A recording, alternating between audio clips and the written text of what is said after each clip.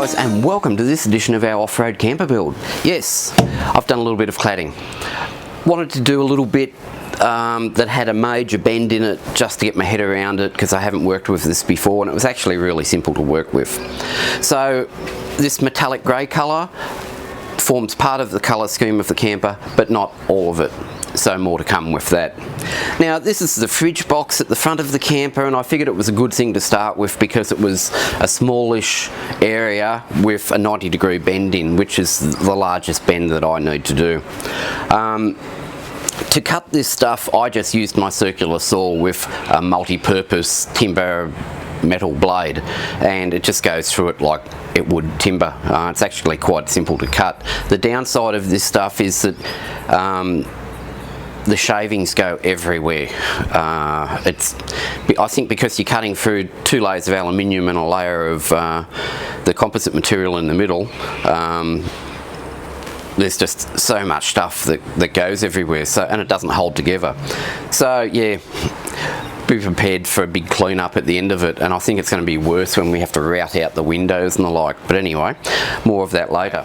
Now on your bends, you need to cut out a channel behind this so that you're only bending the outer layer and maybe a little bit of the composite material. So I've used a router for that. I've set the depth of it so that we're cutting out the inner layer of aluminium and most of the composite sheet in the middle of it. That's a little bit nerve-wracking because if the router blade let go, it would go through the outer sheet and a whole sheet's gone. So yeah, traps for the unwary. Make sure you've got that done up tight. Didn't happen to me, but I could just see it happening. But anyway, it's basically just laying a straight edge across it, doing your cut. Just laid this sheet over this and just formed the bend against the actual material I was trying to bend over, and it's worked out perfectly. Now if we look at the outer skin, we can see where I've routed that out. I've also glued this down with the same Sikaflex that I'm using everywhere else, and I've also added rivets for a second mechanical fixing on this thing.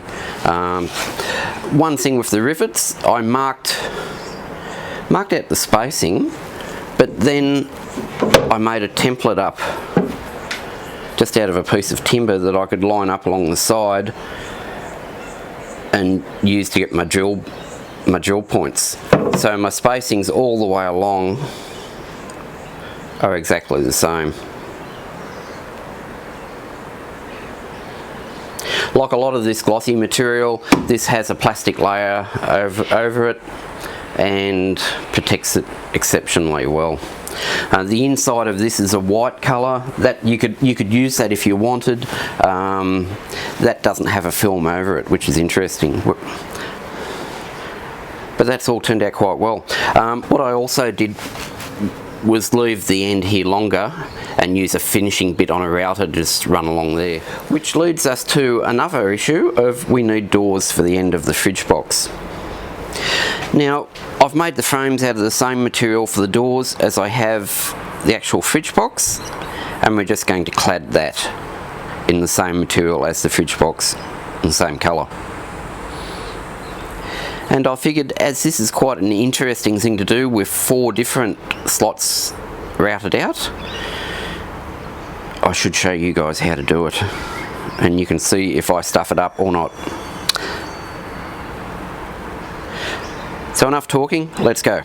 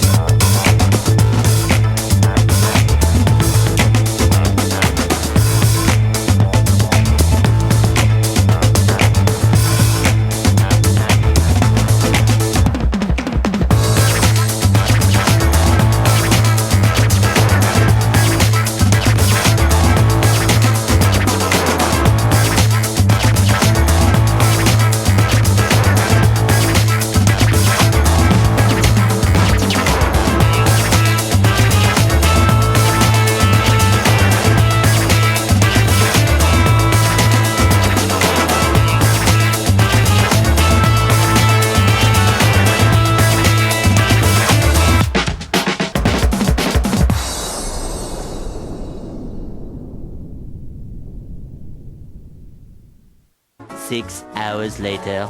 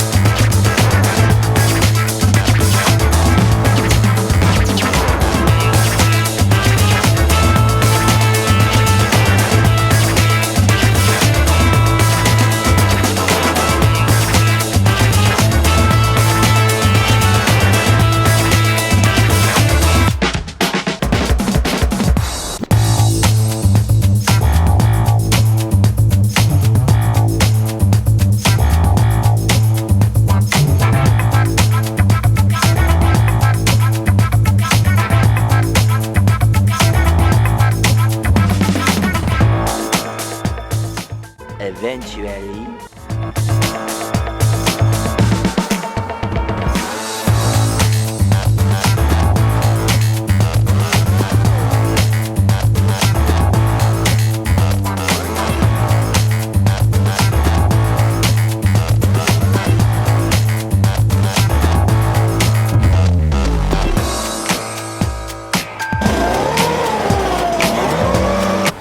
Okay, we have a door and I'm really happy with it. Few things you probably noticed in the video, there's a furry edge around the outside. That's just the plastic protective coating which comes off when it's all finished. It's routing down really nice, there's no sharp edges as such, it leaves a nice edge and there's no more finishing with regard to that. It did look as though I got some scratching on the white in some of the footage I've got, but that just all comes off with some 2K thinners, and I clean up the Sikaflex after I've clamped it all up as best I can. However, once I've routed it down, and I did notice there was some on here on some of the footage, 2K thinners just takes it all off and doesn't hurt the surface underneath, so that's a good thing. Apart from that, all the bends look really nice, really happy with those. The tip I can give you though is don't try and cut this to size and then bend it. Leave yourself much more waste than what you need, because it makes the bend easier, because you can get more purchase on the metal. It is quite difficult to bend when you're doing these small 90-degree bends. Now you'll notice I've used quite a small router when I'm routing the channels. I'd rather use a smaller router and have a couple of goes at them to get my width, which I'm trying to aim at 6 to 8 mils or 9 mils or something. I'd rather do that and use a smaller bit and have an easier time to get through the channel, the aluminium, than try and battle through with a larger bit and do it in one swoop. I'm not too concerned about trying to get V's. I'm just finding that with a reasonably wide channel, it folds up really nice. And to be frank, you should be finishing off the outside of them anyway, so you're not going to see anything. Yeah.